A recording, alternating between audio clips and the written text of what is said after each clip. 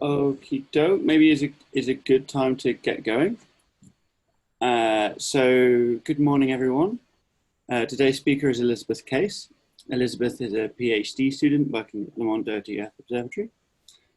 She co-founded an outreach program called Cycled for Science, which is really neat.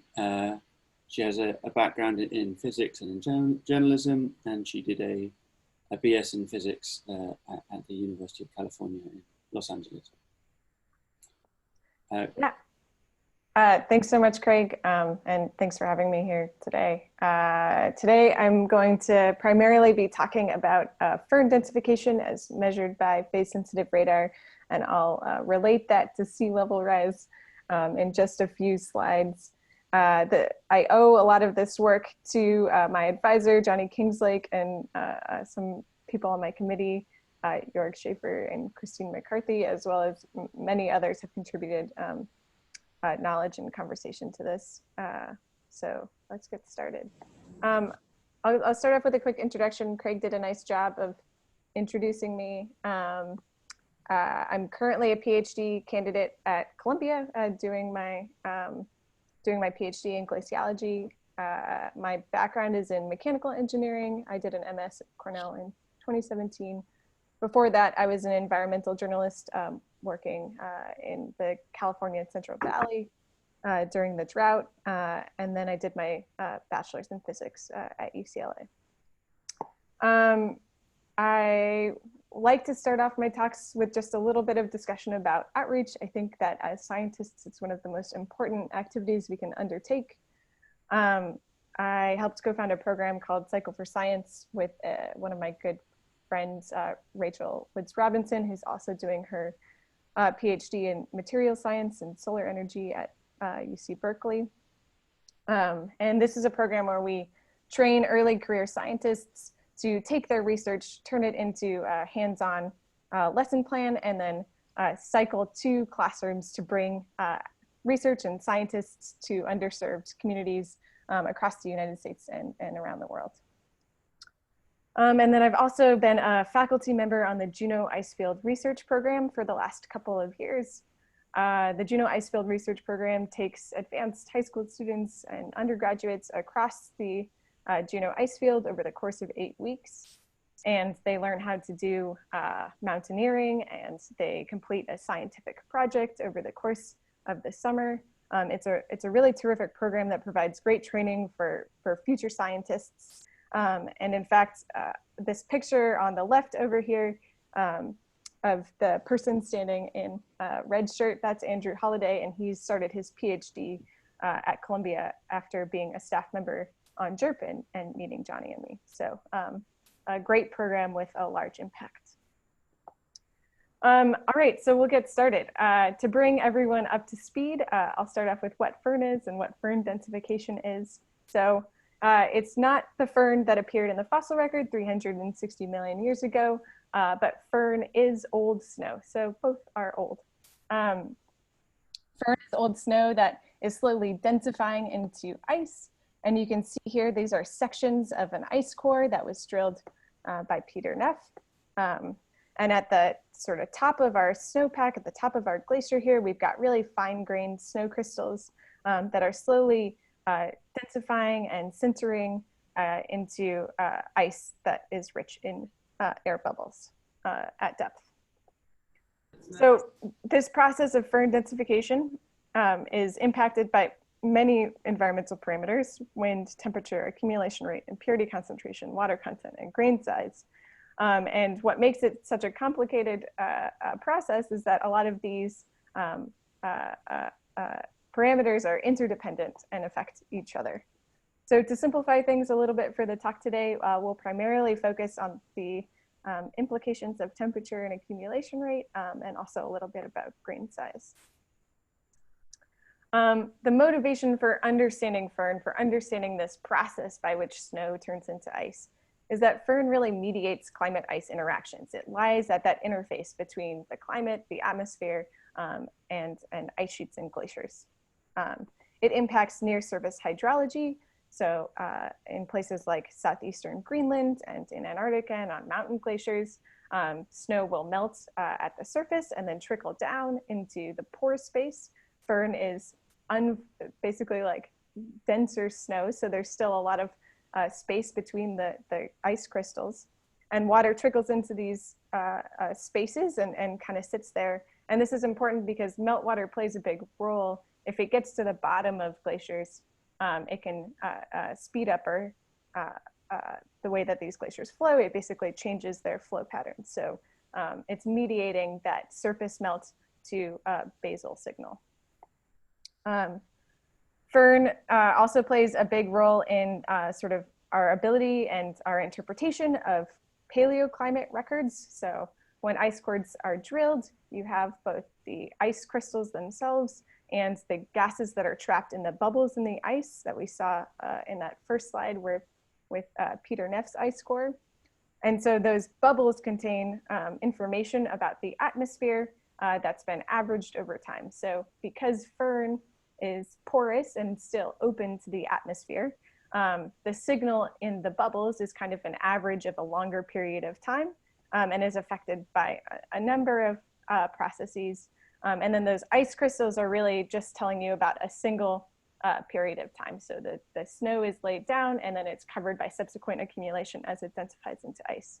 So we end up with this gas age, ice age offset, and we need to understand what that offset is in order to kind of compare these climate signals and understand what global climate triggers might look like.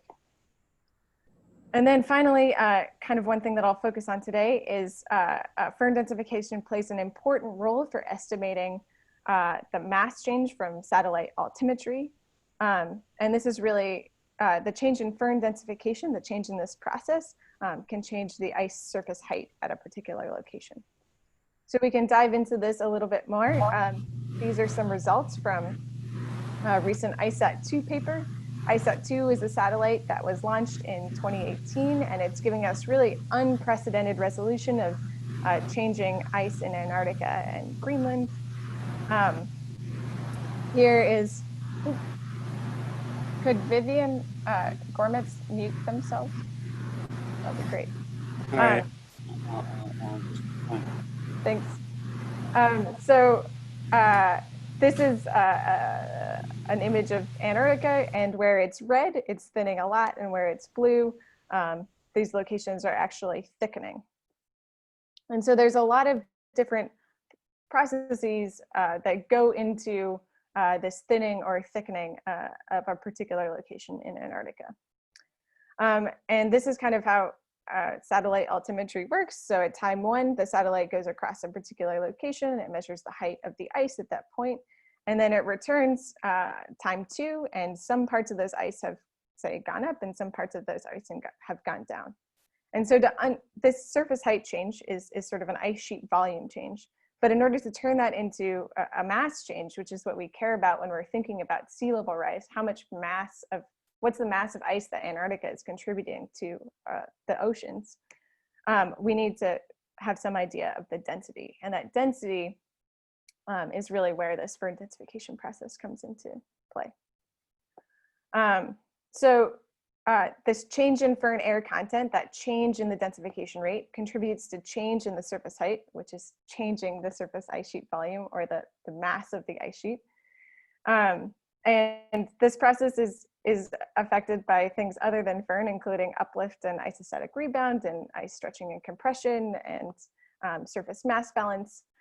So there's a lot of different processes that we have to disentangle. And kind of what I want to show today is that the change in Firn air content is a really big part of this change in height signal. And so we have to understand Firn densification in order to get a good estimate of this volume change or this mass change in Antarctica. And so to give you kind of a sense of what we're dealing with, I'll walk you through this plot briefly. So on the leftmost column here is the basin, and the basins are sort of numbered on the right figure. And then we move to the volume change. So this is the total, basically like change in height or change in volume in that basin And then we move to the next column, which is the change in Firn air content. So this is telling you how much of this volume change is due to this change in Firn air content, this change in densification rate. And what we see is that in a lot of places, it plays a really significant role. So in the Weddell Sea Sector, about 25% of the volume change signal is due to Firn compaction, and the same in East Antarctica. In some places where we're seeing a lot of change, that we have to really take this change in densification rate into account, because it's 50 to 100% of the volume change signal.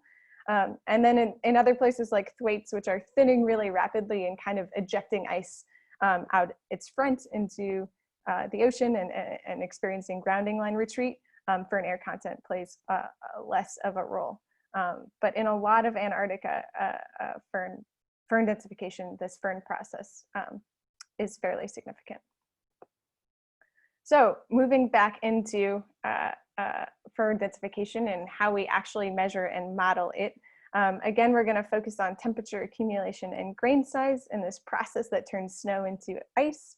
And in the past, Firn models have generally been tuned to ice cores. So these are static points of where density is measured by drilling a borehole into the ice. In the past, Firn densification has been fairly difficult to measure, so we've used what we have on hand, which are ice cores. But ice cores are limited because they tell us about one point in time, the density at one point in time. And really what densification is that change in density over time. So there's a couple of ways that densification has been measured. There's this coffee can method where a steel bar is frozen into a borehole, and basically like a spool of wire is placed on the surface. And as the snow compacts between the spool of wire and the steel bar, the wire contracts, and that contraction is measured to give us a strain rate.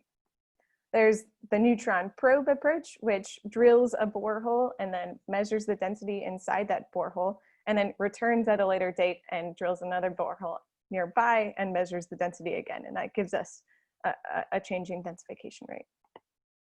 And then finally, there's a sort of an airborne radar process. Each one of these white lines here is a layer of uniform time.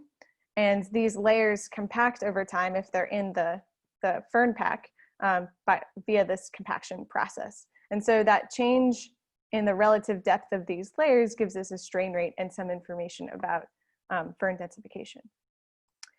And that process is very similar to what we do for PRES. So PRES phase sensitive it's called the phase sensitive radio echo sounder, and it measures vertical strain rates in ice. It's a really lightweight, inexpensive system that we can leave out on the ice for periods of a year or more, or we can take point measurements where we measure, we use the radar to take measurements at a site, and then we return a year or a month later and we take another measurement. You can kind of see the setup of the radar here. There's the radar's the yellow box in the middle, and then the antennas are on either side. And so we can come take our measurements at time 1, and then between time 1 and time 2, these englacial layers will move down. And their two-way travel time, the amount of time it takes for the radar to emit a signal to a particular englacial layer and then receive it back, will change with the depth that this englacial layer is at and the density of the Firn above it. So between measurements, ice moves, Firn compacts, and snow accumulates. All right. So at time 2, we return. Our time 1 are these blue dashed lines, and our time 2 are these red solid lines.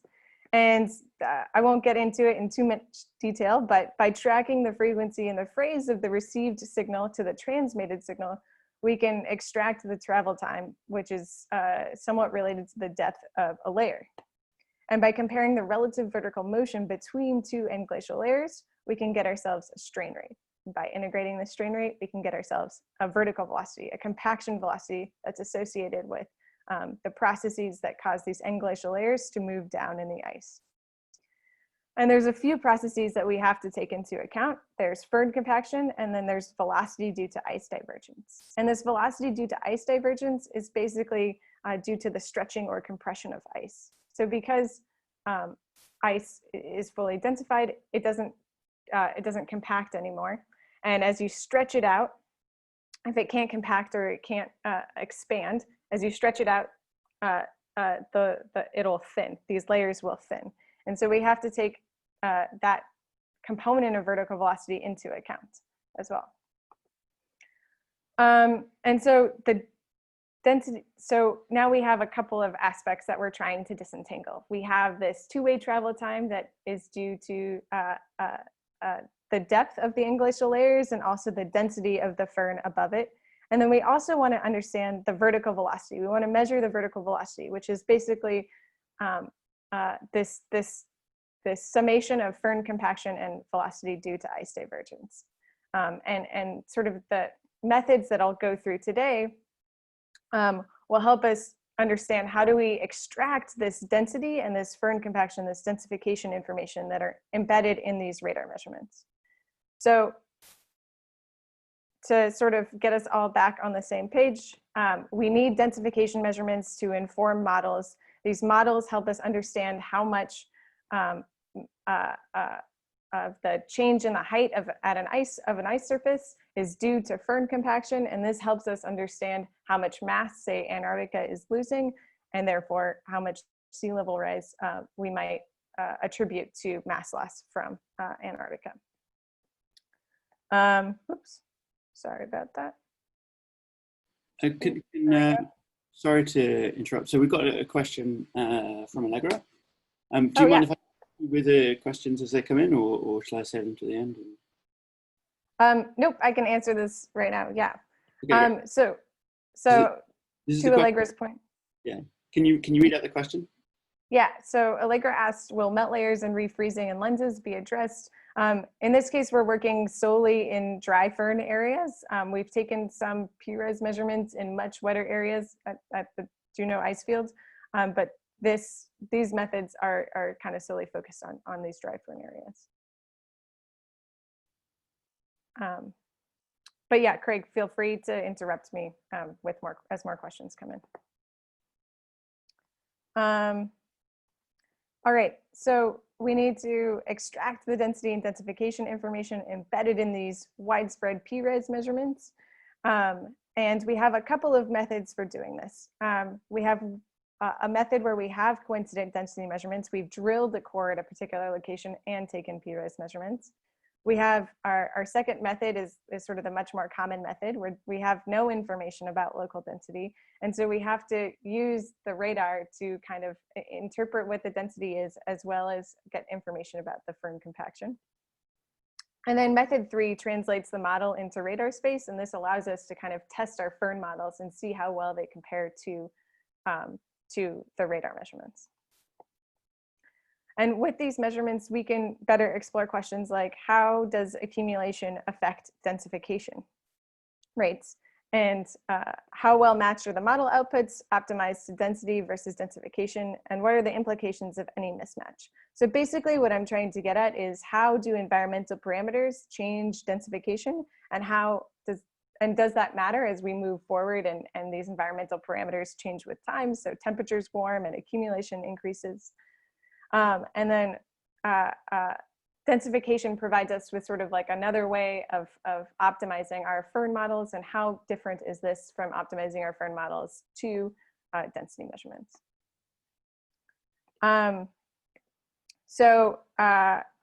All of my data was taken in the Weddell Sea Sector in Antarctica by my advisor, Johnny Kingslake, in between 2013 and 2015. And we have a couple of points of measurement. We have 2 transects at Corf ice rise and at Skytrain ice rise in yellow and red respectively. We have a sort of single point of PRES measurements at Fletcher in blue, and then we have 2 ice cores that were drilled at Fletcher and at Skytrain.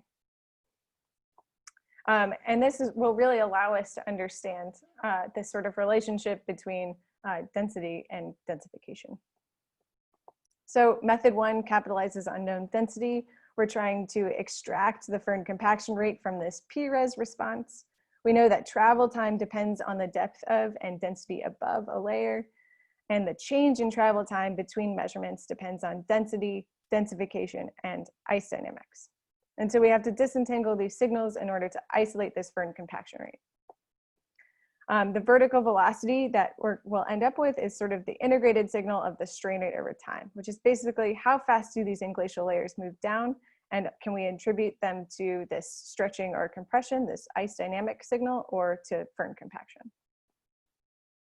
So as just said, there's a component of this total vertical velocity signal that's due to ice dynamics, and we have to basically take that out of the PRES signal, which is measuring the total vertical velocity, in order to isolate this Firn compaction signal. And in this case, in the areas that we're working on, the shallow ice approximation essentially applies. We're in sort of these simple divides, and in the near surface, this ice dynamic component of vertical velocity can essentially be estimated as linear. And so we can basically subtract this vertical velocity component due to ice dynamic deformation, and we end up with a compaction velocity from our PRES. And that's really the signal that we're interested in. How fast is the snow turning into ice? This allows us immediately to begin asking and answering these relevant questions. So we have two sites, Fletcher and Skytrain, that both have ice cores. And Fletcher has a sort of medium accumulation rate at 0.4 meters per year and an average temperature of -27 degrees Celsius. And Skytrain has a similar average temperature at -28, but a much lower accumulation rate. And so we can start to ask questions, which is like, how different do the ice cores look at this location where we have, you know, relatively high versus relatively low accumulation rates? And how is any of that sort of like extra accumulation signal taken up in the densification rate versus in the form of our density profile? Okay, so method 2 is where we have no local density measurements. And this basically means we have to figure out how to get a density measurement out of our PRES in addition to this compaction signal. So here's the Fletcher Promontory ice core, and we can basically describe this shape analytically. And then we'll use some physics to constrain the values that define this shape based on what we know. And what we know is the vertical velocity that was measured by the phase-sensitive radar. So the shape function that we choose is a relatively common one. It's an exponential shape function where rho I is the density of ice, rho S is the surface density, and L here is the decay length, and rho S and the decay length are kind of the parameters that we can decide on for our shape function. A question from Vivian? Yes, please. So Vivian's asked, oh, would you like to ask the question, Vivian? Are you asking me? Yes. Yeah, my question was, how long does it take for Firn to transform to ice? That's a good question. Antarctica. Yeah, it can take anywhere between 200 and 1,000 years, something on that order. Does that answer your question? I believe so. Great, excellent, okay. So yeah, the timescales we're working on are like a couple hundred to about 1,000 years. In really warm places, like if we're looking at mountain glaciers, this can happen much faster, on the order of 10 to 20 years. So it really depends on how warm the average temperature is and what the accumulation rate is at that location. So method 2 is where we have no local density measurements. We've come up with a possible shape for our density. And then we need to sort of constrain the unknown parameters of this shape using some physics. And here we use a simplified conservation of mass, which basically serves to relate our density, this shape function, to these vertical velocities that we're measuring with our PRES. There's a lot of math on this slide. Don't worry about it too much. Just know that we're basically minimizing the difference between the velocity that's measured by the PRES and the velocity that's sort of modeled or estimated by the shape function that we've decided is appropriate for our density profile. And so we'll get values for the surface density, for the decay length, and for the surface velocity, or for the velocity at the surface. And once we have, here, let's go back a slide. Nope. Yep, let's go back a slide. So once we have these values, surface density and decay length, we can sort of obtain a estimate of the density profile at this particular location. And then we're sort of back to method one, where we have a density profile, we have our PRES measurements, and we need to translate that into a total vertical velocity. And now we need to remove this ice dynamic component, this component of the englacial layers moving down that's due to ice stretching or compressing.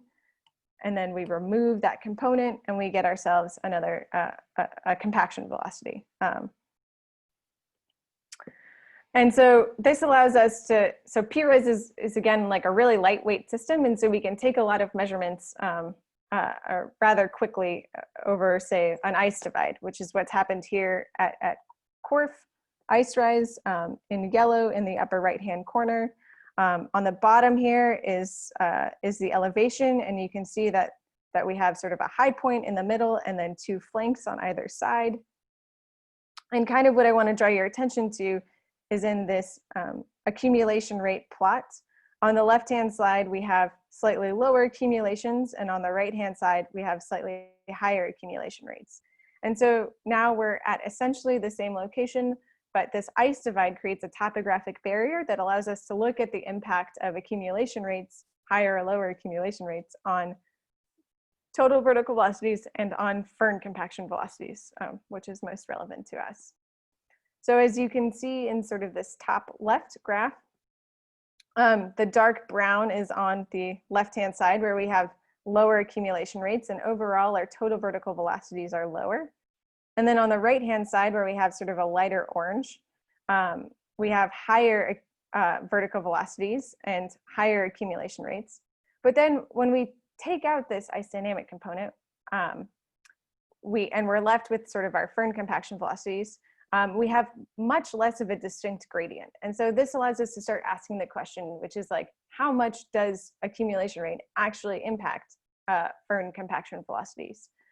Generally accumulation rate is just a parameter in a Firn densification model. And so this becomes very relevant for thinking into the future. When we have changing accumulation rates, how is that going to change this rate of Firn densification, if at all?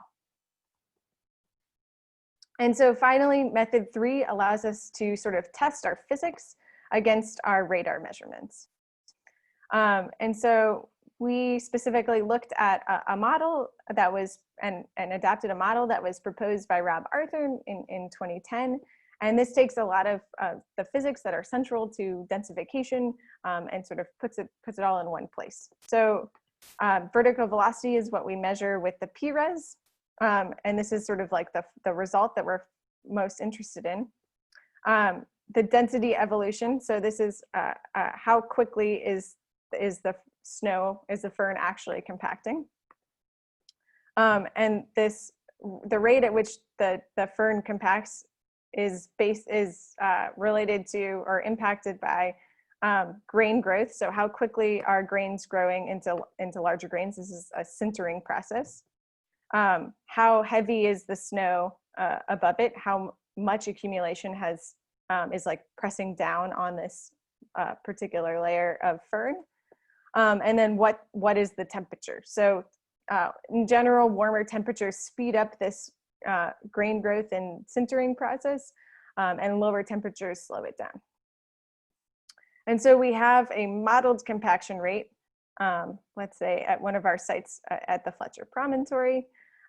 We now need to add back in an ice dynamic component, so this stretching signal.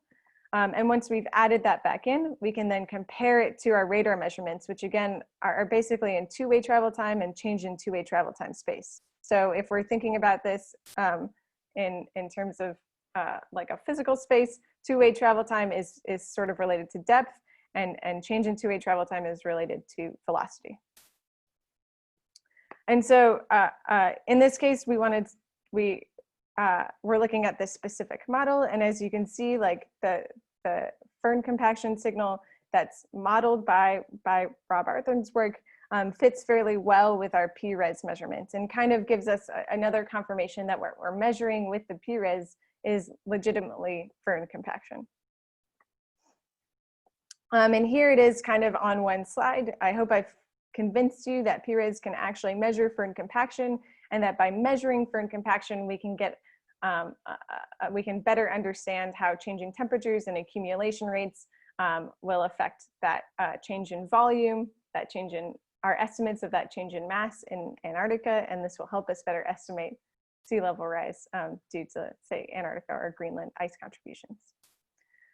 So here we have, on our left-hand plot, we have the green circles are, and the green circles are, if we use our PRES velocities and our measured velocities and our density from our inversion.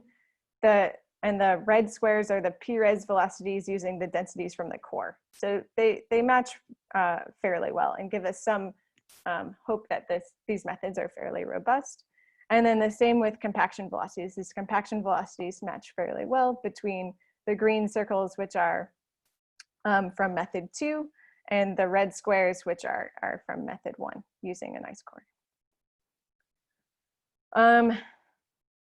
And so one of the questions that we posed right at the beginning, which is how well do models constrained by ice cores compared to models that are constrained by densification rates, by this new method, by the PRES measurements? And the answer is they agree fairly well, but there are some interesting differences.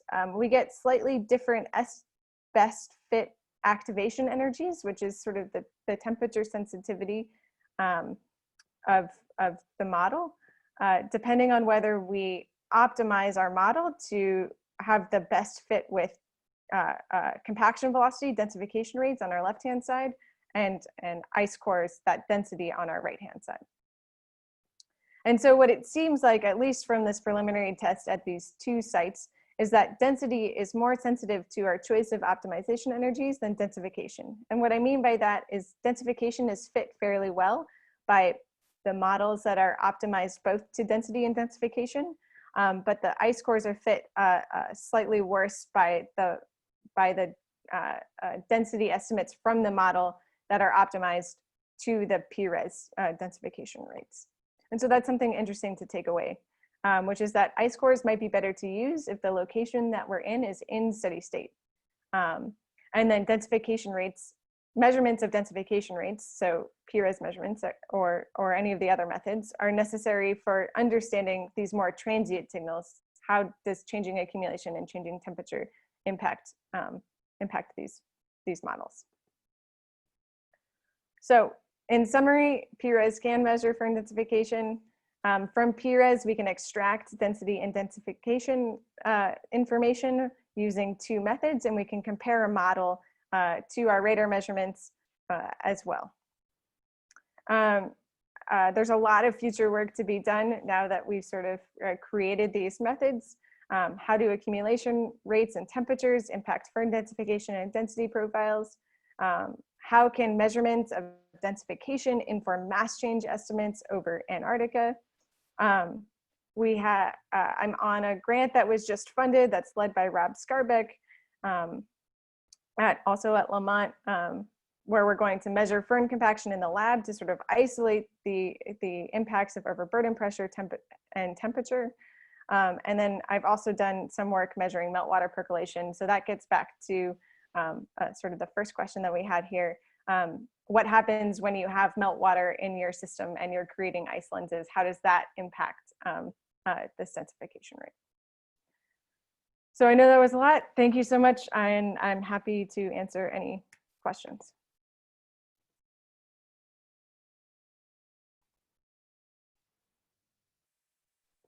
Thank you so much, Elisabeth. That was really interesting. We have a question in the chat box. It's from Vivian. Vivian, would you like to? Yes. How does the thickness of the Firn layer vary across Antarctica? Yeah, that's a good question.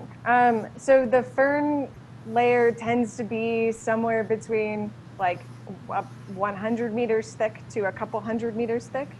And the difference in that that thickness is due to like how cold it is or how much accumulation that site sees. So you kind of have this interesting interaction where places that have lower accumulation rates are advecting down sort of higher densities, but they don't have as much accumulation to sort of like compensate for this densification thickness. So you tend to see somewhat thicker sites where you have really high accumulation rates, but that are rather cold. Is there a geographic variation? In other words, would the Firn layer be thickest near the edges of the ice sheet or at the center? Yeah, so again, it's not quite as, yeah, so Johnny just put in a good link here. It's not quite as straightforward. There is a geographic distribution, and but it's not quite as straightforward because it varies, because temperature and accumulation rate, which are themselves related, tend to sort of offset each other. So the link that Johnny just dropped in the chat kind of gives you an idea of this variation over Antarctica. Oh, thank you.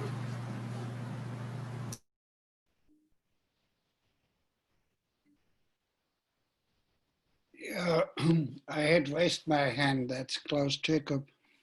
So you are using only the information that comes from the depth changes of your Firn horizon. You are never interested in the absolute velocity or dielectric constant of the ice itself, correct? Do you mean below the Firn pack or like the total signal within the Firn pack? Your phase changes come obviously by changes in dielectric constant. So, but you're only looking at the differences in time. Right. So the phase changes that we were talking about, I actually didn't get into this too much. So certainly what reflects the radar, these englacial layers are due to changes in the dielectric constant. The phase change that I was talking about is actually the way that the PRES keeps track of what signal is being returned to it. So that's purely in the yeah, I understand that, but I mean, what you are really using for your interpretation is only how a horizon or a sequence of horizons changes in time. Yes. You're never interested just from a single measurement at any given time. Correct. Yes. Okay. Yeah. Yes. Okay. Would there be any information that's useful just from a single measurement? Yeah, how I think that's densification of those horizons comes about? I don't know if there'd be any information about densification because that's a process that happens over time. I think from one measurement, we would not be able to extract information about densification. Okay, yeah, okay. Okay, we have a couple more questions. We've got one from Gavin and then one from David. Gavin, would you like to ask the question? Sure. I mean, with respect to the Firn densification, right? So we obviously need that for inverting the altimeter retrievals.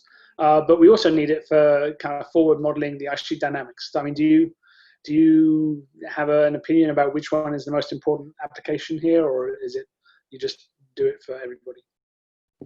I guess it's application independent in general. I think that in terms, I guess I've been thinking of this mostly in terms of sort of these altimetry inversions, sort of similar to what Brooke Medley did in the ICET 2 paper. Yeah, but certainly it's important for forward modeling ice sheet dynamics. I think that oftentimes Firn is left out from ice sheet dynamics in general. So I think that remains to be seen, but certainly for altimetry, it plays a large role. Thanks. David, would you like to ask your question? Yeah, can you hear me okay? Yes. Great. Hi, Elisabeth. Enjoyed your talk. Thank you for that. We've done some AP-RES on Greenland with a student at NYU, and something came out of that was interesting. I don't know, she just published it. So basically, we put an AP-RES on the glacier, and we noticed every day that the glacier became 1 meter thicker and thinner every day, Wow. which seemed like, wow, that's a lot of stretching. Yeah. So what happened was that, and then we put a GPS next to each of the AP-RES, and the GPS reported that the AP-RES did not move up or down. So it's like a fake 1 meter stretching and that. And so it turns out that that was because every day some surface water melted, went into the glacier, changed the speed of light property, if you will, of the radar. Yep. And then it's kind of a little bit messy now because you have radar going through ice, but also air and also water. And as you change those, right, you change. And so then that became a little tricky. So is that an issue with the Firn in that we have a complexity if the, not only water, but would the speed of light change with density of the snow and ice and the crystal structure? Yes, so I think that brings up a good point, which is part of why we focused this initial work in the dry Firn area, is because water really does introduce this additional complication. It changes the velocity of the radar waves, and that changes sort of the apparent movement of these englacial layers. The velocity does depend on the density. So there's, you can get like the index of refraction, and it depends on the density. And so that adds in that complication, which is why we need a density profile for the method 2. We need to like kind of figure out how to like estimate a density profile, because these radar wave velocities are dependent on density as well. Crystal structure, I'm less familiar with. I do think isotropy or anisotropy affect radar waves, but I don't know how big that signal is. Okay.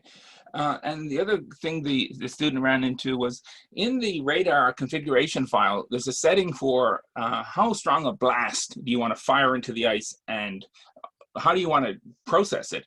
And what we found is that if the radar makes too big of a blast, then the signals are clipped electronically, and what should be a sine wave becomes a square wave, and the Fourier transform of a square wave is junk. So we ran into real grief over that.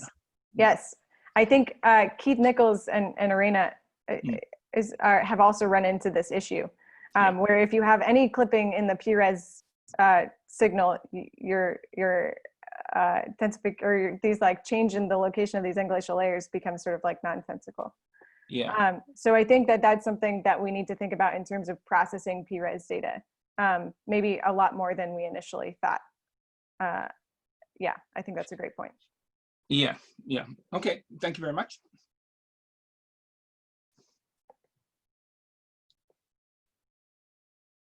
If there are no other questions, I have maybe a suggestion.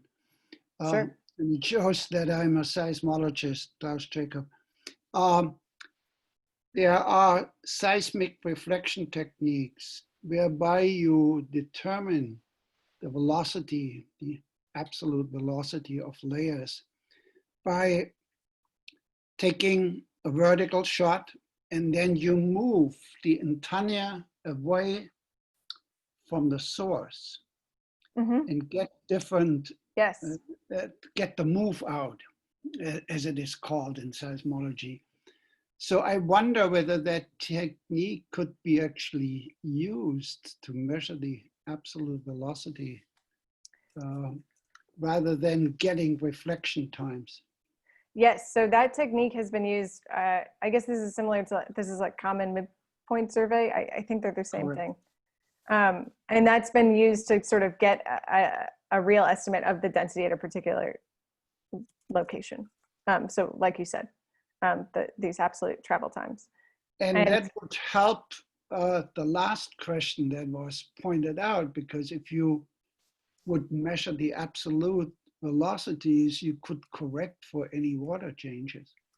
Yeah, I think the unknown there is when the water, or is like making sure when the water is in the system or not. I think that's a good point though. Like you can use these common midpoint surveys to better constrain the density at a particular location.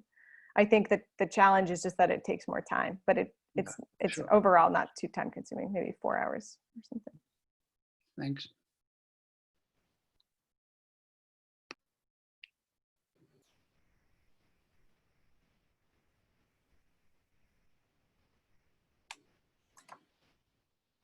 Okay, do we have any other questions from anyone?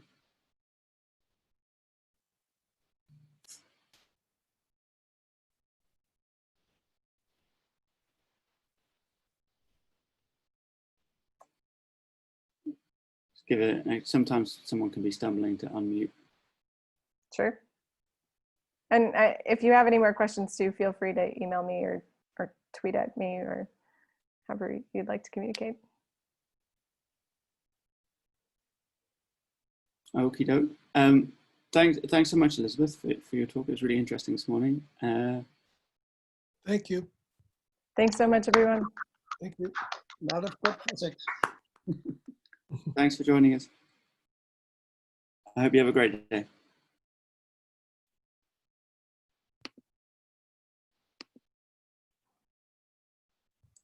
Thanks, Elisabeth. That was really good. Yeah, thanks for having me. Yeah, feel free to send me the recording and or whenever it's ready. Yeah, I will do. Sounds good. Okay, have a good day. Cheers. Bye.